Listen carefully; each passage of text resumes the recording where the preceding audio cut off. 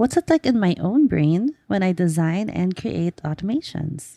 And am I finally going to be able to answer the question on my mom's, dad's, lolos, titos, cousins' lips? Mick, so what do you do? Hey, it's Mickly, and you're listening to Head Time Stories, a podcast exploring what's it like in your brain. When I first conceptualized Head Time Stories, I wanted to explore kind of two main flavors of brain. So the first flavor is our brains in their natural habitats, living their everyday lives. You saw that in the first 3 episodes where I asked, what's it like in your brain when you're struggling to find the words, when you're trying to push a project over the finish line, when you're stuck in a creative rut? The other flavor of brain that I wanted to explore was, what's it like in the brain of somebody who's doing what they do? What's it like in the brain of an artist who is arting, of a creative director who is creative directing? What's it like in the brain of a dancer when they're dancing, or a chef when they're chefing? That's a flavor of brain that is just so fascinating to me. And maybe one day I can have Hank Green on the podcast to explain what goes on in his brain when he takes super complex scientific information and then explains it plainly for us non-science folk in a way that doesn't feel like he dumbed it down for us, but a way that makes us feel smart. Like, sir, what's it like in your brain when you do that? But until I can get Hank Green to come on here, I thought I'd start with myself. So hey, I'm Mickly, tech and automation strategist, pun enthusiast, helping you take care of business. That's my little tagline. For the past 8 years, which is wild to say, I've been designing and building automations, mostly for the online business industry, so your coaches, course creators, service providers. But I've also worked with nonprofit orgs, an equestrian school, a photography teacher. If you've got a series of steps in your business and you're doing those steps manually, perhaps you don't have to. So if, say, you teach an in-person cooking class, when somebody registers for that class, automations can take care of notifying you, adding that student to your student list, tallying up how many students you have so far, calculating how much you've earned to date, sending the student a confirmation email with all of the details, reminding them that class is coming up as the days draw nearer, and after class, sending them the recipes for everything that they learned, asking for feedback, maybe in a couple weeks, letting them know, hey, I have another class. Are you interested in enrolling again? All of this happens automatically. Today, I thought I would take you inside my own mind as I design and build these automations. So, Mickly, I'm interviewing myself. Mickly, let's say a client comes to you and says, can you help me with my tech? What's the first thing you do? Thanks, Mickly. I say, yeah, let me hear about it. But let's not talk about the tech. Not yet. Because when the conversation jumps to the tech right away, my brain receives that as a fire hose of disjointed information. I'm using XYZ platform. I'm having trouble with creating contracts. I don't like how ABC is set up. I hate this LMNOP that we're using. I don't have an anchor for any of those pieces yet. This is not yet meaningful information to me. They're like dots of stars in the night sky, and what I need to see is the constellation. So I ask, okay, can we back up? Let's not think about the tech. Tell me about the experience. One, because for me, I value leading with how do you want people to experience this? So prioritizing the people by putting them at the beginning of the process. But also, 2, because my brain just likes it better. It makes sense of things better when we start with the experience. We have 2 scenarios here. I could either be talking to somebody who already has some sort of process and setup in place, or I could be talking to somebody and we're starting completely from scratch. Now, if they already have something in place, and note, it doesn't have to be automated or anything, just more like, do these steps already exist? So if they already have something in place, typically I'll ask if we can get on a video call. I'll have them screen share their screen with me, and then together we walk through that current process. So they are, in a very real sense, connecting the once disconnected dots. As they walk through the steps, first this happens, and then this happens, and then we jump over to this other platform where this thing happens. Like, it is forming a picture in my mind of the story of this process. Then it doesn't just become 50 different pieces of tech info. It's one flow. It's one story. And then as they walk through the steps, I ask them to interrupt themselves at any point. Tell me your wish list, or what parts here are giving you a headache, or even something that you like that's working really well for you, even if it's not quote unquote correct. So they might say something like, oh, I wish I had all of my students' info in front of me while we were on a call because I'm currently flipping back and forth between 3 spreadsheets. Things like that. As they do this, a whole bunch of things are happening in my brain. It's collecting more stars because now I don't just get to see the process or the steps. I'm also learning how their brains work. What do they like and not like? What do they reach for instinctively? If they have automations in place but prefer to do it manually, I note that down also. That's data. What are the well-worn paths? What are they doing instead? I watch their nonverbals, like how someone might sigh or roll their eyes when they need to click into a subfolder of a subfolder of a subfolder. I can tell how comfortable they are around their tech. I love looking at the mess. So don't clean it up, because it tells me how you actually live your life in practice every day. So that's so many stars that the constellation is becoming HD. And then simultaneously, my brain also starts to weave. I don't think I do it on purpose because I'm doing my best to concentrate on listening. But on its own, it starts to knit together the new automations. It's not a comprehensive encyclopedia by any means inside my head, but I have a pretty good catalog of tech stock knowledge in my brain. And the more practiced I am, the faster that weaving becomes. So sometimes in that conversation with a client, they'll hit me with an, is this possible? On the outside, it looks like me going, yeah, I think we can do that. On the inside, it's like, okay, so if we want this to happen, then I'll need to make sure that they get this tag, which means in the database, we'll have to pull the XYZ. So when they enroll, we have to make sure this data gets passed along. Does this platform collect this data? Yeah, I think it does. And we can send it over to both email platform and the database so that if they want to, okay, yeah, I think we can do that. And then they'll add something like, oh, and it needs to do this too. And so then, like, if you've ever had a crochet project, you just kind of pull the string like, and you unravel the whole thing. So I'm going to unravel and then re-ravel in real time. So I'm not saying this happens all the time, but it happens a lot of the time. And for the things I don't know, I just kind of make a note and I say, oh, I'll study that and let you know. Oh, but remind me. I want to get back to that later. Okay, McLean. Thank you. Now, if someone doesn't have anything in place yet, it's a little more daydreamy. I say, okay, this is the time to let your imagination run free. How do you want them to experience your thing? And so we're creating the flow from scratch. For example, almost 4 years ago, deep in the heart of the pandemic, I worked on a virtual summit. And the daydream was along the lines of, we want everybody in the summit, participants, speakers, hosts, behind the scenes people, we want them to feel like they were meeting each other in person. How do we replicate as best as we could in the middle of a pandemic the energy in the room when you're surrounded by and connecting with the people who get it? Right? It wasn't just about the content of the sessions. I look back through my notes. This was the quote. It's knowing you're not by yourself. That's not tech talk.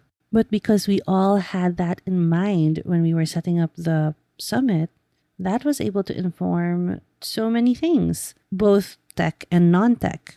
Speaking for the tech decisions, that affected things like, for example, picking a platform that had lounge rooms where people could hang out in between sessions, having interactive features for while the session was going on. Some of these were silly, but you know how it is about the little things. We had like emoji applause, so people could spam the clapping emoji and it would dance across the screen. And that was so cute because you as the speaker, it can feel weird to it feels weird to just be kind of talking at your computer screen. So to see the little applause come up as you're speaking, that's a back and forth. We also designed the sessions in such a way that we wanted people to be able to come up on stage. So tech things, we had to make sure we could bring people up on stage. Things like that. And then at the end of the summit, people were sad to leave, saying things like how they'll miss being here and how in the middle of an isolating pandemic for a few days, it was like they were all there together. It was like being with people again. So yeah, for sure. The first thing I ask is about the experience, because doing that helps me properly visualize the constellation of what we want to make happen. And then that's what I build the tech toward. It's about the experience, not about the tech. How do you make sure that you build toward the experience? Are there any principles or processes that you follow to make sure that the tech aligns with the way that they work?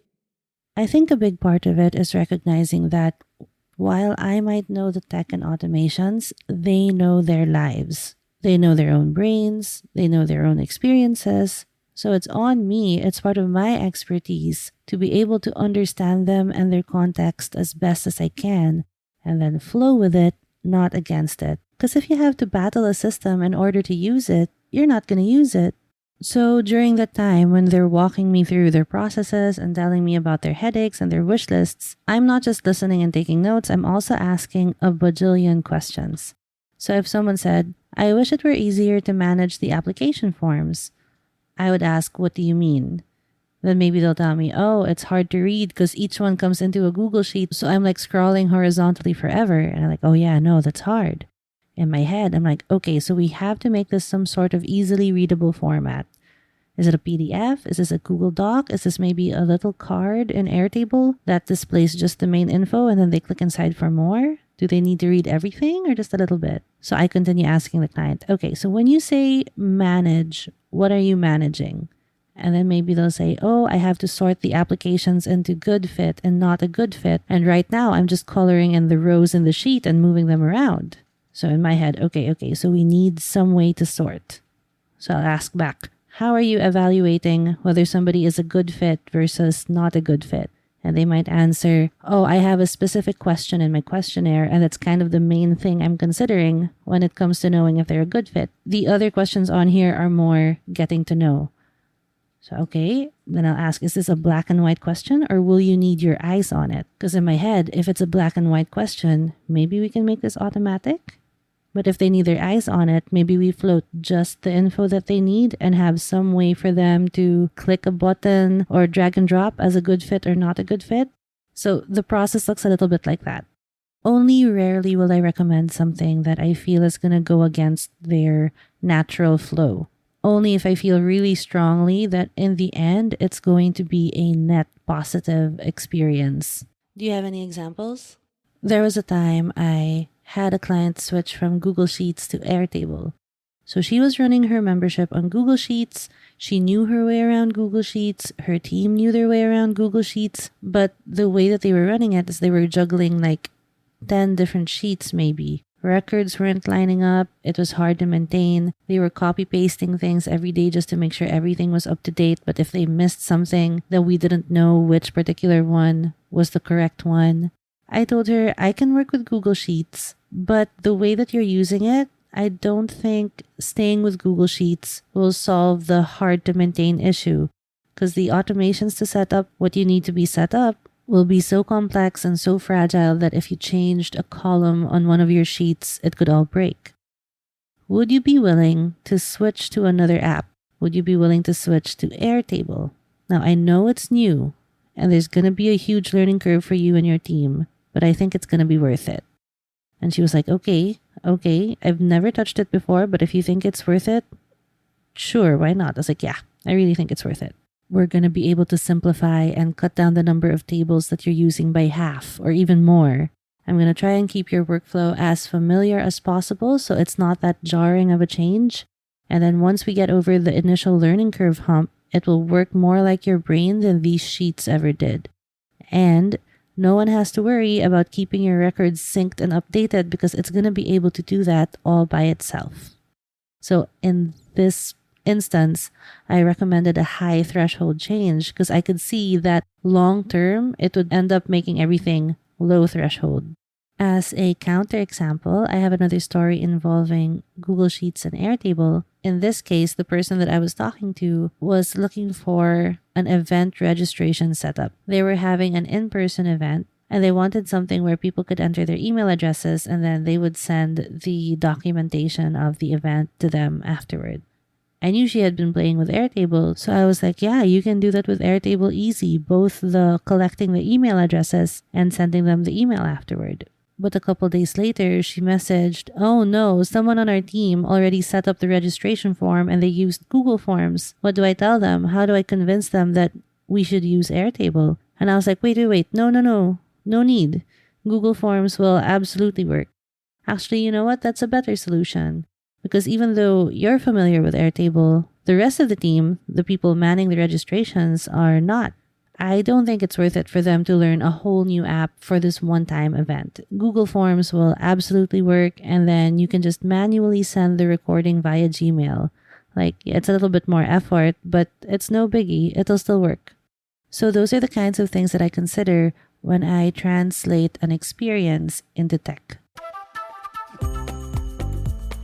Earlier, you said you wanted to get back to something. Because I'm literally you, I know you meant for me to ask you, if you start with the experience, how are you so confident that you can turn whatever they say into automations?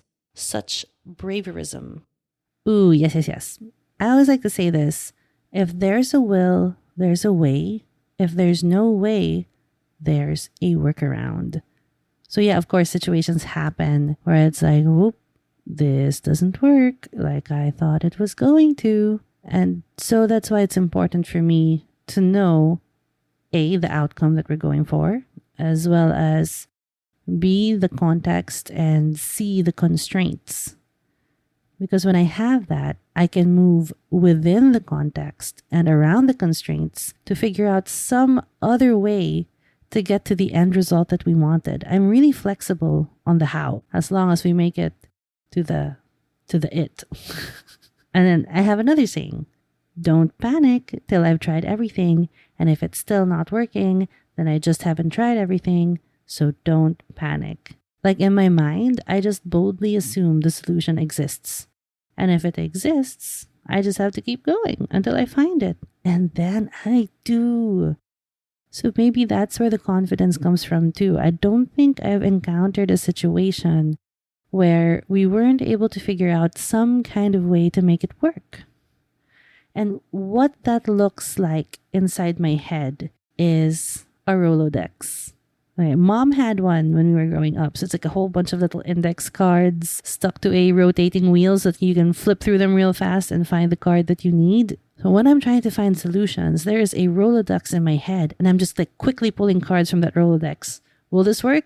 No. Okay, next. This? Okay, next. This? Okay, next. In my mind, I'll be able to look around and always find something to MacGyver. There's a resourcefulness, a creative problem-solvingness, and a discarteness about it. Can I use this tech feature in a different way from what it was originally designed for? Can I daisy chain a process? Like if A doesn't connect to B, can I connect A to X and then X to B? Can I do something else entirely? So for example, story time. When I was a baby in the industry and working as a virtual assistant, I had a client task me with sending an email to one of his potential clients. For context, I'm typically on the other side of the world as my clients, so his nighttime is my daytime. And at the end of his workday, he told me, Mickley, I'm waiting on this PDF. Can you watch my inboxes? And then once you have it, I have a proposal set up in fancy proposal software. Can you attach that PDF to my proposal using the attach file feature? Remember that because we're going to come back to it later. And then go ahead and send it. Send it right away because this person needs to get it first thing in the morning before she wakes up. Good night, Mickley. I'm going to bed. Okay, no problem. I got the PDF, downloaded it, and then dragged and dropped it into the attach file feature he was talking about? No. Drag and drop? No. Drag and drop? No. What? It's not working. What's happening here? It turns out the attach file feature wasn't meant for me to attach files. It was meant so that the recipient could attach files. I was like, oh, okay. Okay, so the proposal has to go out using this fancy proposal software, and this PDF needs to go out with it. I can't ask him for help because he's asleep, and if I wait for him to wake up, it'll be too late because that proposal would have needed to go out before then. What do I do? Okay, no problem. I can figure this out. What's the outcome? What needs to happen? This person needs to receive this beautifully designed proposal and the PDF at the same time. Okay, great. Okay. If not using the attach file feature, are there any other features within that software that will allow me to attach a file? Google, search, click. No, okay, fine, not that. Next. Potentially, I could send a separate email, but that doesn't seem ideal. He'd have to sign off on my copy. Not that. Let's not use that. Are there any other ways? But wait, does the file need to be attached, or does it just need to be there? When I detached myself from the concept of attaching a file, I was like, wait, how else do we send files? Fucking Google Drive. So I uploaded the PDF to my client's Google Drive, typed something in the proposal that said, please see attached, and then linked the PDF Google Drive link inside the proposal. Send. Oh my goodness. I know looking back at it now, it seems like a small problem to solve in the big scheme of things, but baby Mickley was sweating. That was high stakes for me because I think this was a tens of thousands of dollars proposal that he was sending off. I was going to make changes to it last minute without a sign off, but I trusted my gut that I understood that this was the outcome that my client needed. I trusted that he wasn't a big stickler on the how, but on the outcome. And then the next day he said, oh, I'm sorry, I didn't realize that that's how that feature worked. Thanks for your quick thinking. Exhale. So when I Rolodex, I'm not attached to any particular card because I'm attached to the outcome. And so it feels easy for me to keep trying things and to keep finding new things to try. I don't know. I haven't run out of cards yet. Oh, never? It's like bottomless iced tea cards. As you pull stuff out, more cards just keep refilling it. So I don't think that I've ever run out, or at least I've always found the solution before I run out. I've never drank to the bottom of the iced tea glass. Rolodex. What is the most fun automation you've done or designed? I love building things that don't exist yet, at least in my catalog of things that I've done or things that I know about. If I don't already have a template for it, it excites me. Because it's not like my brain isn't happy building something that I've already built before, but it's like a comfort automation, because I already know how to do it. But in terms of fun, when my clients get to play, I get to play. When they start with, oh, I don't know if this is possible, but it would be super cool if ... I am jumping up and down in my seat with excitement at the prospect of solving another puzzle. It's hard to pick most fun, but if I think of it in terms of most puzzly, I can tell you about the equestrian school that I worked with. So the project that we worked on together, part of it was like a booking system. Students would go onto the website, book a riding lesson, and then they'd be assigned a horse. Okay, bet. And then the client was like, oh, Mickley, but to assign them a horse, here's the matching criteria. The horse should be in the barn that day because sometimes the horses rotate in and out. The rider's height and weight should match the horse's capacity. The horse's skill level should match the rider's skill level, either beginner, intermediate, or advanced.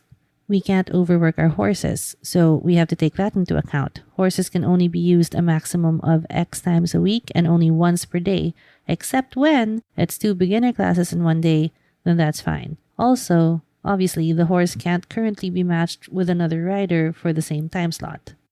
Whoa, this is an algorithm. And he was like, yep, welcome to my brain. They were manually computing all of that for 30 to 40 students a day. It's like, oh no, my brain would fry too. I had no idea what it would look like to build something that complex. I asked them if they were okay that I had no idea how to do any of that. Did they trust me to figure it out? They said yes, so I said yes.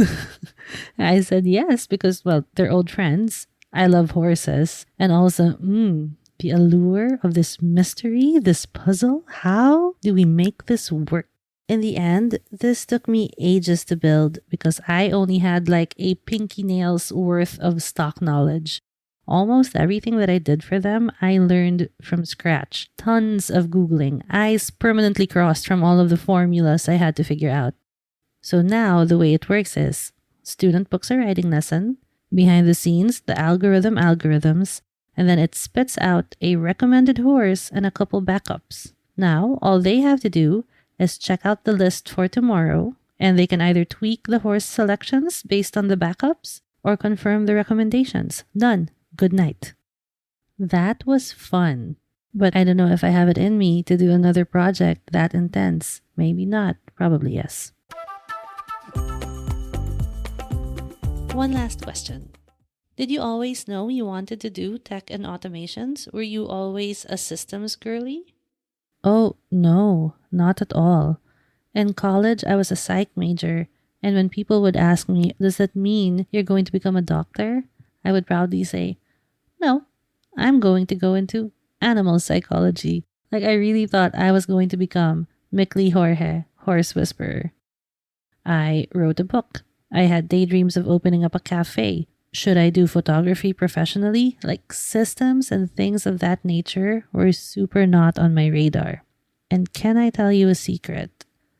I don't actually think I'm a tech girly because it's not tech that I love. I am a how does your brain work girly. I am a puzzle solving girly. I am a how do we solve the puzzle of making this work the way that your brain does girly. I'm a creativity with constraints girly. I'm a meaningful experience girly. I'm an understanding human behavior girly. I'm an ooh, wouldn't it be cool if girly. Tech and automations and I just happen to be good friends, and I'm happy she lets me do all of the above. Well, will you look at that? And also, I think I fell into systems because my brain isn't systematic. It's like, okay, think of it this way. Who sets 50 alarms in the morning? It's not morning people. The ones with 50 alarms are the ones who can't wake up. Also, me.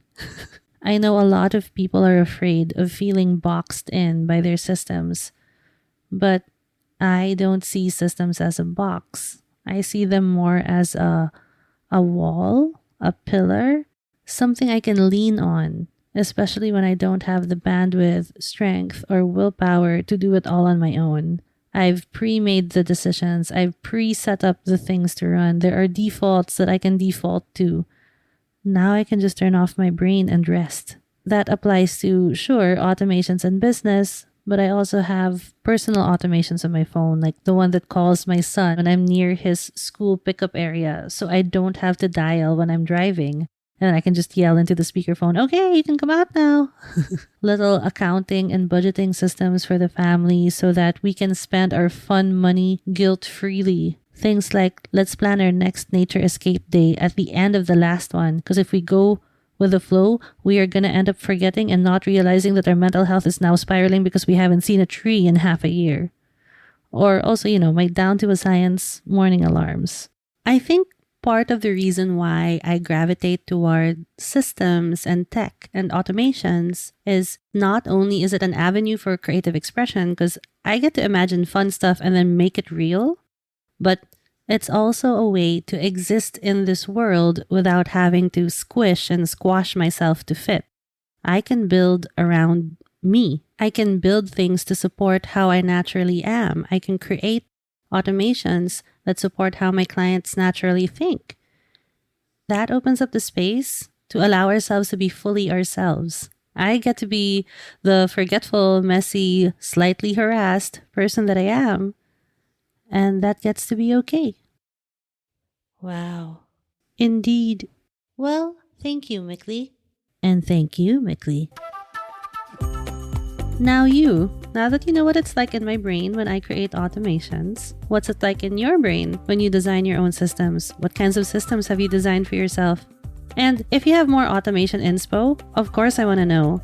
Please tell me all about it. Use the hashtag HeadTimeStories or tag me on the socials at HeyMickley or at headtimestories.pod and let's chat. That's it for this episode of Headtime Stories. I'm your host, Mickley, and what's it like in your brain? Story time again soon. Bye!